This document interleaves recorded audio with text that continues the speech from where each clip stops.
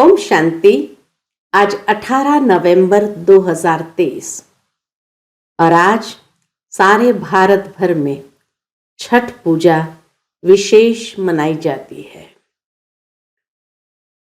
छठ पूजा में एक तो सूर्य को तर्पण देना होता है, अर्थात उगता सूरज और सूर्यास्त जब होता है उस समय लोग जाकर के विशेष गंगा में या नदियों में खड़े होकर सूर्य को तर्पण देते हैं।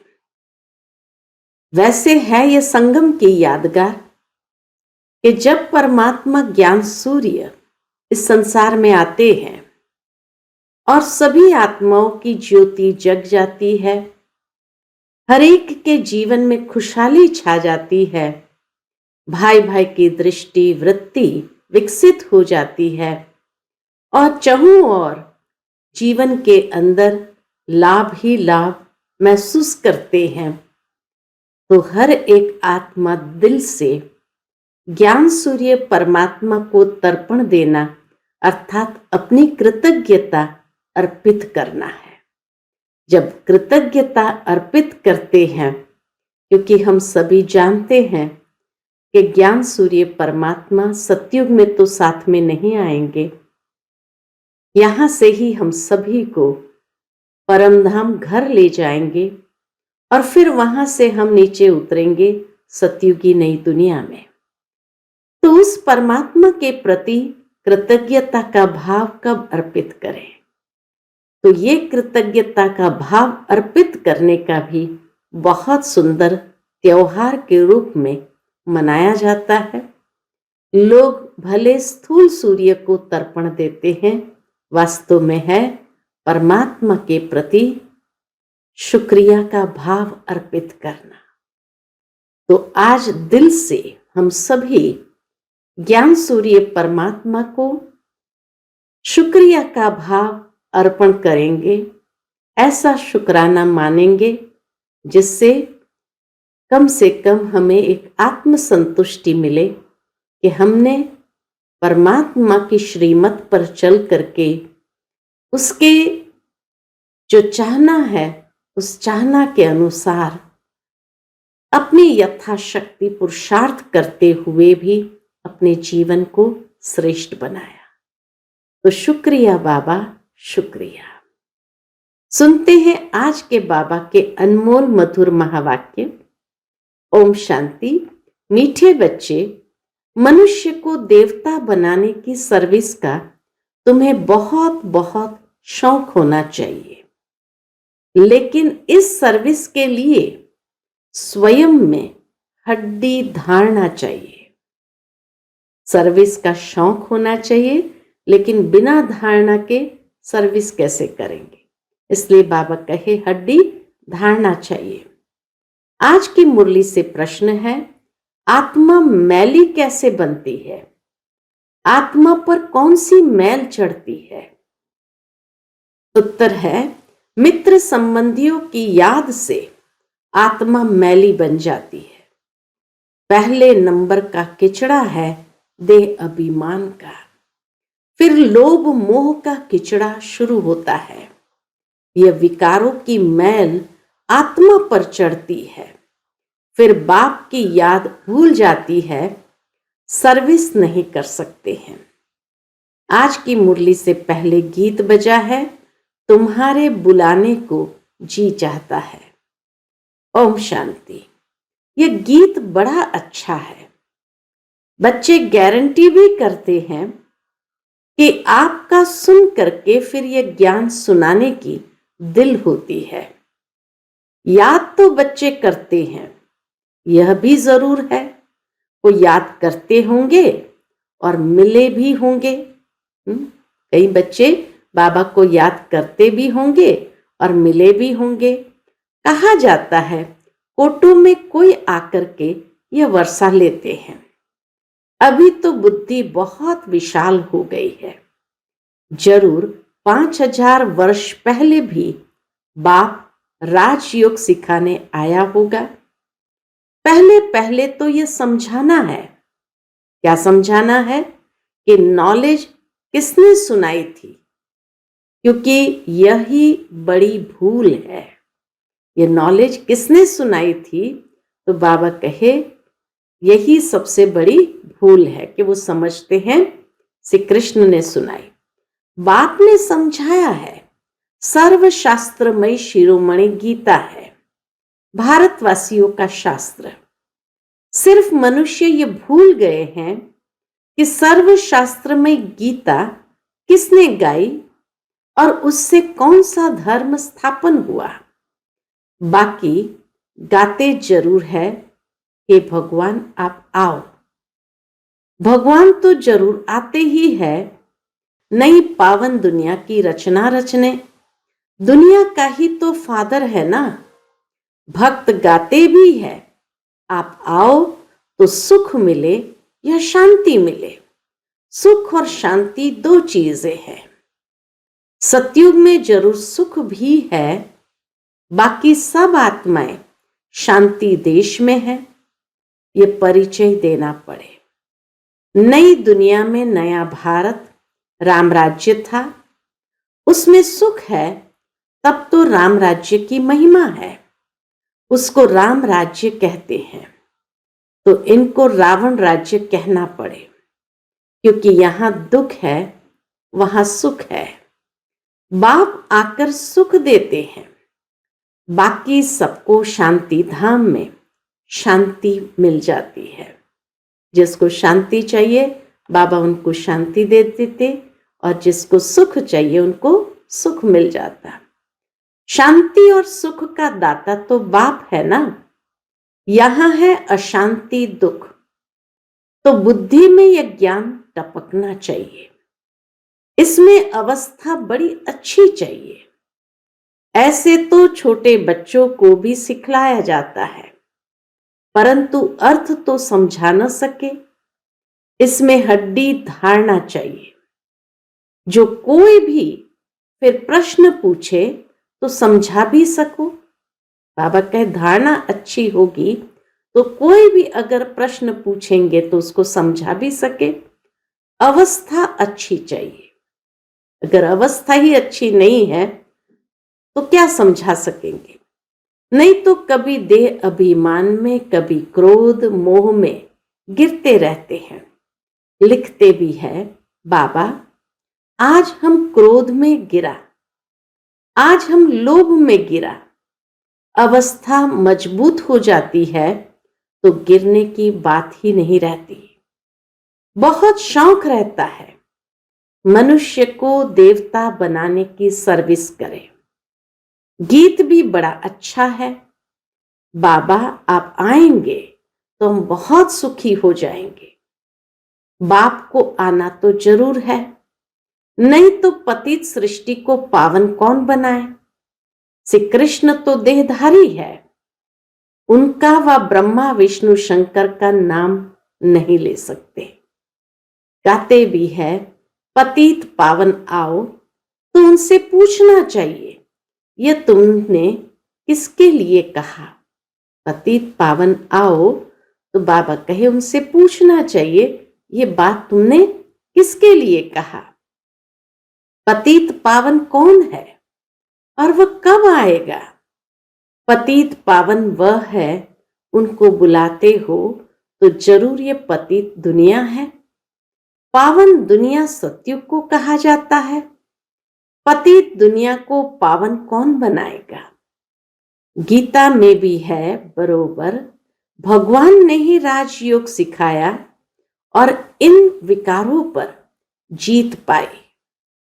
काम महाशत्रु है, पूछना पड़ता है कि यह किसने कहा कि मैं राजयोग सिखाता हूं। काम महाशत्रु है, किसने कहा ये बात। ये किसने कहा कि मैं सर्वव्यापी हूं। किस शास्त्र में लिखा हुआ है। किसके लिए कहा जाता है पतित पावन। क्या पतित पावनी गंगा है या और कोई है। ऐसी बाबा प्रश्नावली बनाकर देते। बाबा कहे ये बात तुमको पूछनी चाहिए। गांधी जी भी कहते थे पतित पावन आओ। गंगा तो हमेशा है ही, वह कोई नई नहीं है। गंगा को तो अविनाशी कहेंगे, बाकी सिर्फ तमोगुणी तत्व बन जाते हैं। सब नदियां अविनाशी कहेंगे, बाकी तत्व जो है तमोगुणी बन जाते हैं। तो उनमें चंचलता आ जाती है, बाढ़ कर देते। चंचलता आ जाती माना बाढ़ आ जाती है, अपना रास्ता छोड़ देते हैं। सतयुग में तो बड़ा रेगुलर सब चलता है, कम जास्ती बारिश आदि नहीं पड़ सकती, वहां दुख की बात नहीं। तो बुद्धि में यह रहना चाहिए कि पतित पावन हमारा बाबा ही है। पतित पावन को जब याद करते हैं तो कहते हैं, हे भगवान, हे बाबा। ये किसने कहा? आत्मा ने। तुम जानते हो पतित पावन शिव बाबा आया हुआ है। निराकार अक्षर जरूर डालना है। बाबा कहे निराकार अक्षर जरूर डालना है, नहीं तो साकार को मान लेते हैं। आत्मा पतित बनी हुई है, यह कह नहीं सकते कि सब ईश्वर है। अहम ब्रह्मास्मि या शिवोहम कहना बात एक ही है, लेकिन रचना का मालिक तो एक ही रचता है। बल मनुष्य और कोई लंबा चौड़ा अर्थ करेंगे। बाबा कहे बल मनुष्य और कोई लंबा चौड़ा अर्थ करेंगे, हमारी बात तो है ही सेकंड की। सेकंड में बाप का वर्षा मिलता है। बाप का वर्षा है स्वर्ग की राजाएं, उनको जीवन मुक्ति कहा जाता है। यह है जीवन बंध। समझाना चाहिए बरोबर। जब आप आएंगे तो जरूर हमको स्वर्ग का मुक्ति, जीवन मुक्ति का वर्षा देंगे। तभी लिखते हैं, क्या लिखते हैं? मुक्ति जीवन मुक्ति दाता एक है। यह भी समझाना पड़े, सतयुग में है ही एक आदि सनातन देवी देवता धर्म। वह दुख का नाम नहीं, वह है ही सुख धाम, इसलिए वहां दुख का नाम नहीं। सूर्यवंशी राज्य चलता है, फिर त्रेता में है चंद्रवंशी राज्य, फिर द्वापर में ही इस्लामी बौद्ध ही आएंगे। सारा पाठ नूंदा हुआ है। तो सूर्यवंशी राज्य चलता है, फिर त्रेता में चंद्रवंशी राज्य चलता, फिर द्वापर में ही इस्लामी बौद्ध ही आएंगे। सारा पाठ नूंदा हुआ है। एक बिंदी जैसी आत्मा में और परमात्मा में कितना पाठ नूंदा हुआ है। आश्चर्य की बात है, इतनी छोटी सी आत्मा में कितना पाठ नूंदा हुआ है। शिव के चित्र में भी ये लिखना पड़ता है कि मैं ज्योतिर्लिंगम जितना बड़ा नहीं हूं, मैं तो स्टार मिसल हूं। बाबा कहे ये लिखो कि परमात्मा तो स्टार मिसल है, आत्मा भी स्टार है।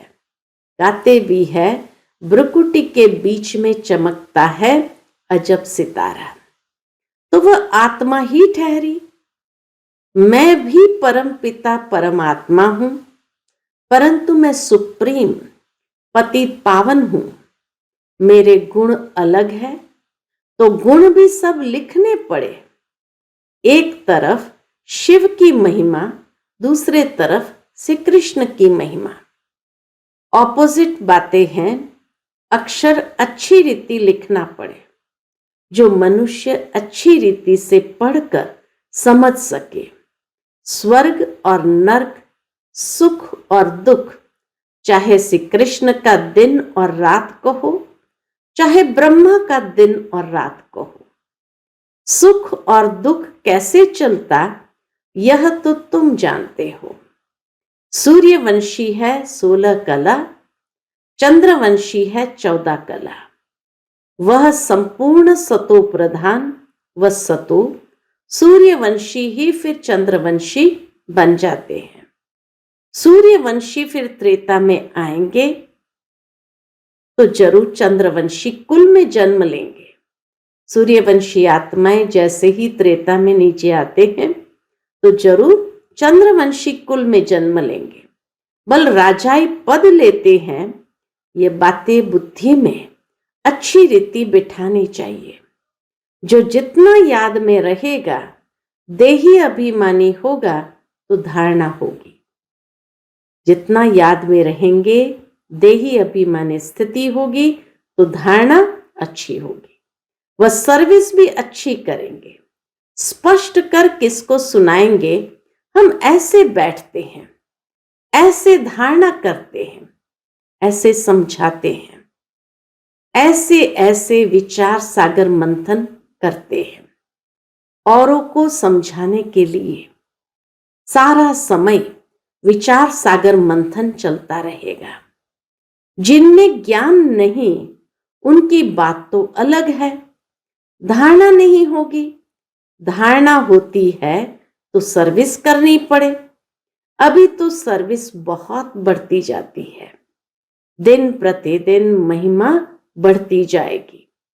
फिर तुम्हारी प्रदर्शनी में भी कितने आएंगे, कितने चित्र बनाने पड़ेंगे, बहुत बड़ा मंडप बनाना पड़े।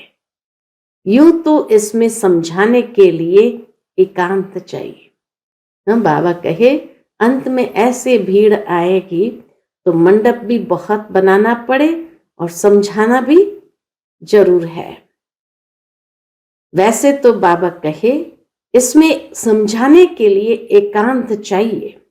हमारे मुख्य चित्र है ही झाड़, गोला और ये लक्ष्मी नारायण का चित्र। राधे कृष्ण के चित्र से इतना समझ नहीं सकते कि ये कौन है। इस समय तुम जानते हो कि हमको अब बाप ऐसा पावन बना रहे हैं। सब तो एक जैसे संपूर्ण नहीं बनेंगे। हमको बाबा ऐसे श्री लक्ष्मी नारायण जैसे पावन बना रहे हैं तो सब तो एक जैसे संपूर्ण नहीं बनेंगे। आत्मा पवित्र होगी, बाकी ज्ञान थोड़ी सब धारण करेंगे। धारणा नहीं होती तो समझा जाता ये कम पद पाएंगे। अभी तुम्हारी बुद्धि कितनी तीक्ष्ण हो गई है। नंबरवार तो हर क्लास में होते ही है। कोई तीखे, कोई ढीले, यह भी नंबरवार है।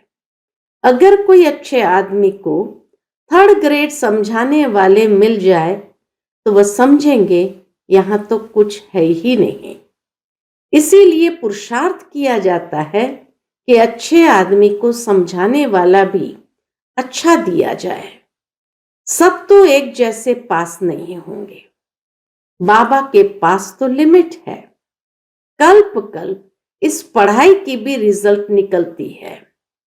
मुख्य 8 पास होते हैं, फिर 100, फिर है 16,000, फिर प्रजा।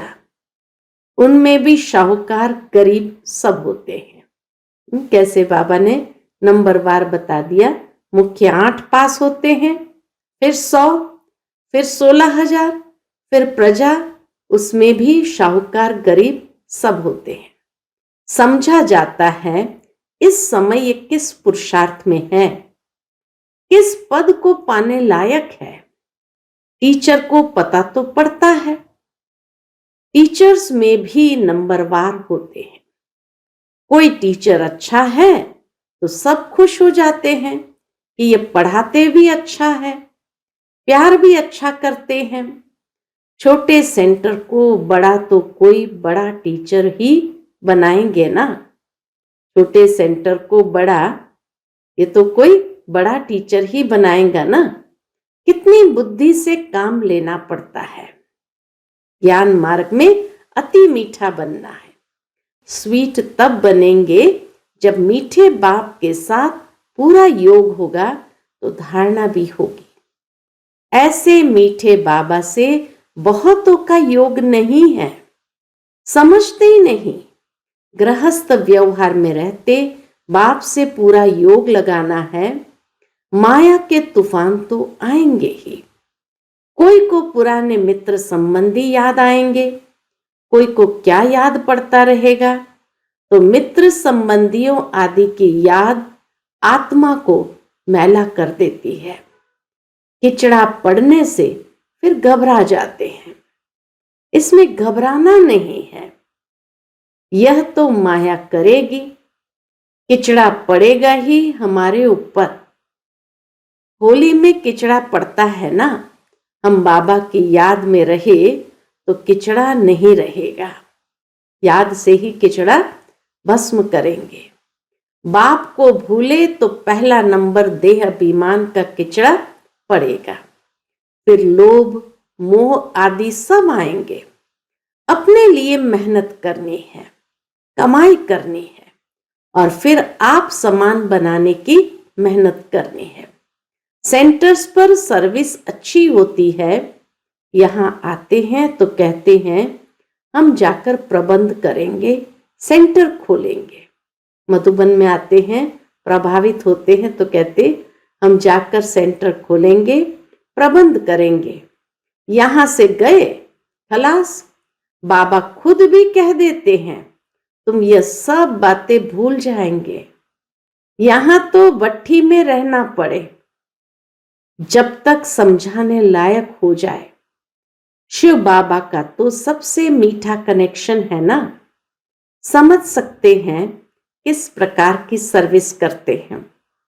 स्थूल सर्विस का इजाफा मिलता अवश्य है, बहुत हड्डी सर्विस करते हैं, परंतु सब्जेक्ट तो है ना, उस पढ़ाई में भी सब्जेक्ट होते हैं, तो इस रूहानी पढ़ाई में भी सब्जेक्ट है। पहले नंबर की सब्जेक्ट है याद, पीछे पढ़ाई, बाकी सब है गुप्त। इस ड्रामा को भी समझना पड़ता है। यह भी कोई को पता नहीं है कि 1250 वर्ष हर एक युग में है। सतयुग कितना समय था? अच्छा, वह कौन सा धर्म था?